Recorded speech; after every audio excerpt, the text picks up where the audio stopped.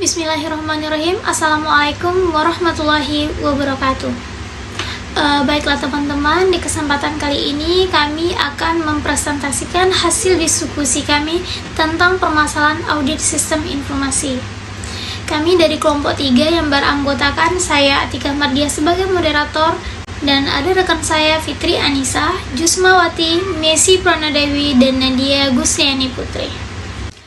Selanjutnya, pengertian audit sistem informasi menurut para ahli. Yang pertama ada Ron Weber 1999, yaitu audit sistem informasi adalah proses pengumpulan dan pengevaluasian fakta untuk menentukan apakah sistem komputer yang merupakan aset perusahaan terlindungi, integritas dasarnya terpelihara sesuai dengan tujuan organisasi untuk mencapai efektivitas dan efisiensi dalam menggunakan sumber daya.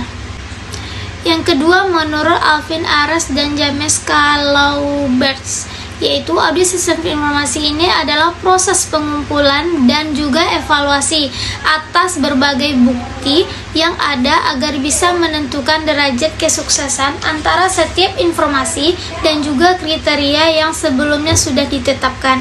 Itu artinya pelaksanaan evaluasi ini dilakukan berdasarkan sejumlah kriteria tertentu agar bisa menentukan derajat performa yang sudah tercapai. Informasi. Yang pertama, mengamankan aset.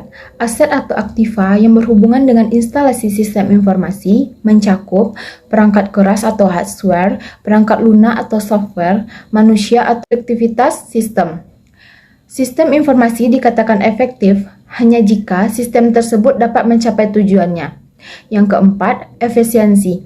Dikatakan efisiensi jika ia menggunakan sumber daya seminimal mungkin untuk menghasilkan output yang dibutuhkan. Yang kelima, ekonomis. Ekonomis mencerminkan kalkulasi untuk rugi ekonomi yang lebih bersifat kuantifikasi, nilai moneter atau uang ekonomis lebih bersifat pertimbangan. Menghasilkan output yang dibutuhkan. Yang kelima, ekonomis. Ekonomis mencerminkan kalkulasi untuk rugi ekonomi yang lebih bersifat kuantifikasi, nilai moneter atau uang ekonomis lebih bersifat pertimbangan. Jenis-jenis audit sistem informasi ada dua. Yang pertama, audit laporan keuangan atau financial statement audit, yaitu audit yang dilakukan untuk mengetahui tingkat kewajaran laporan keuangan yang disajikan oleh perusahaan atau apakah sesuai dengan standar akuntansi keuangan serta tidak menyalahi uji materialitas. Yang kedua, audit operasional atau operational audit.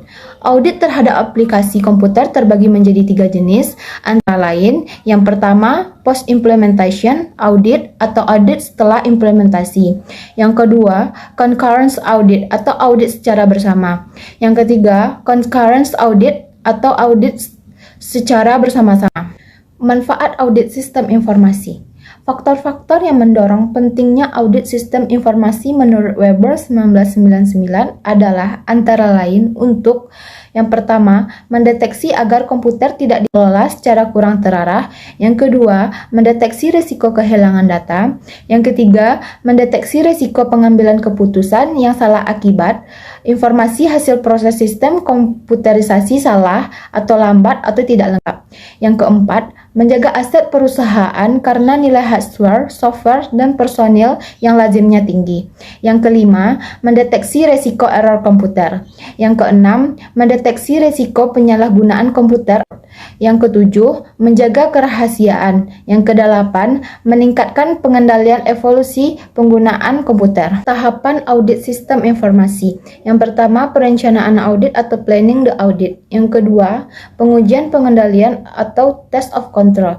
Yang ketiga, pengujian transaksi atau test of transaction. Yang keempat, pengujian keseimbangan atau keseluruhan hasil. Yang kelima, penyelesaian atau pengakhiran audit. Untuk permasalahan pada audit sistem informasi yang pertama itu preventive control, salah satu langkah pemecahan yang diambil sebelum keadaan darurat, kehilangan atau masalah terjadi. Ini termasuk penggunaan alarm dan kunci, pemisahan tugas untuk mencegah perekam uang tunai dari kas dan pengendalian persediaan personil dari pengendalian persediaan, ditambahkan umum lainnya dan kewajiban-kewajiban otoritas khusus. Yang kedua, destructive control adalah suatu yang dirancang untuk menemukan kesalahan atau penyimpangan setelah mereka telah terjadi. Misalnya, departemen memeriksa tagihan, telepon atau panggilan pribadi.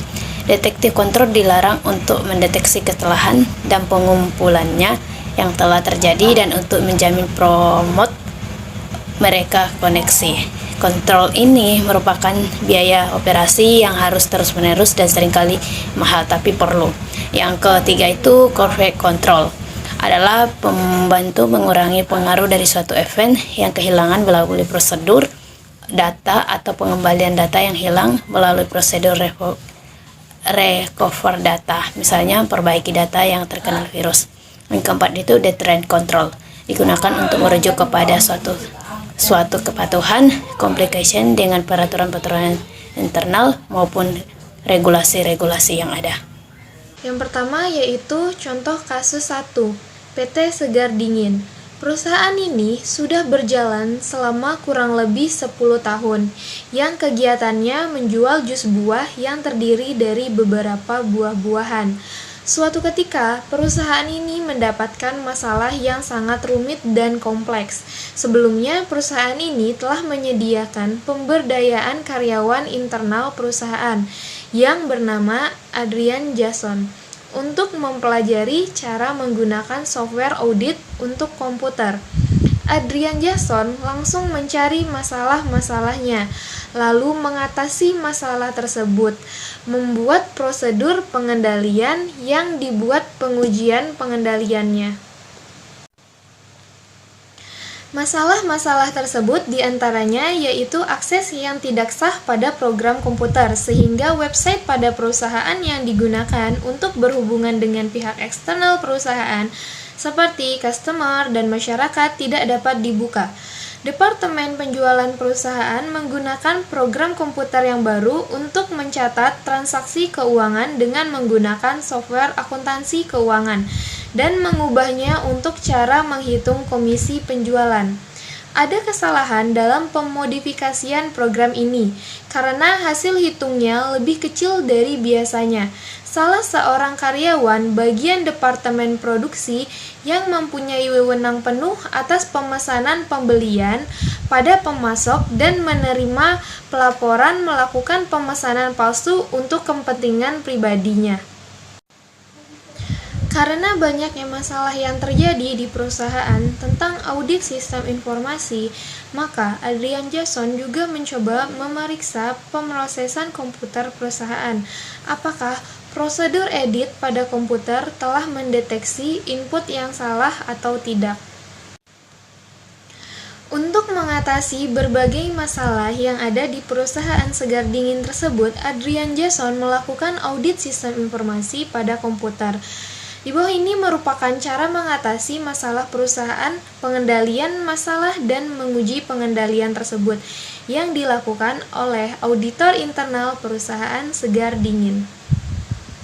Selanjutnya yaitu contoh kasus kedua, Rumah Sakit Umum Daerah RSUD Kota Tasikmalaya. Rumah Sakit Umum Daerah RSUD Kota Tasikmalaya termasuk pada klasifikasi rumah sakit umum kelas B non-pendidikan, di mana sistem aplikasi untuk pelayanan kesehatan terhadap pasien di RSUD Kota Tasikmalaya masih terkendala oleh lambatnya proses isi informasi yang menyebabkan pasien harus menunggu lama dalam memperoleh layanan. Lamanya proses isi informasi sering menyebabkan pasien harus antri cukup lama dalam memperoleh layanan. Layanan data dari sistem informasi juga sering dikeluhkan pasien karena ketidaksesuaian dengan tagihan yang dikenakan kepada pasien saat membayar di kasir. Penyebab terjadinya kesalahan dan keterlambatan pemrosesan yang ada pada sistem informasi tersebut belum diketahui dengan pasti. Sejauh ini, masalah-masalah tersebut dapat menghambat tujuan dari SIMRS yang digunakan saat ini di RSUD Kota Tasikmalaya. Berdasarkan permasalahan tersebut, maka dapat disimpulkan bahwa RSUD Kota Tasikmalaya dituntut untuk melakukan audit SIMRS terutama pada lingkup sistem pelayanan kesehatan terhadap pasien. Itu solusi yang ditawarkan adalah audit sistem informasi menggunakan framework COVID 4.1. Alasan dipilihnya framework COVID 4.1 karena memberikan gambaran paling detail mengenai strategi dan kontrol dalam pengaturan proses teknologi informasi yang mendukung keselarasan strategi bisnis dan tujuan teknologi informasi. Baiklah, hanya sampai di situ hasil diskusi kami. Jika ada kesalahan yang disengaja maupun tidak sengaja, mohon dimaafkan. Saya tutup dengan wabillahi taufiq wal hidayah. Wassalamualaikum warahmatullahi wabarakatuh.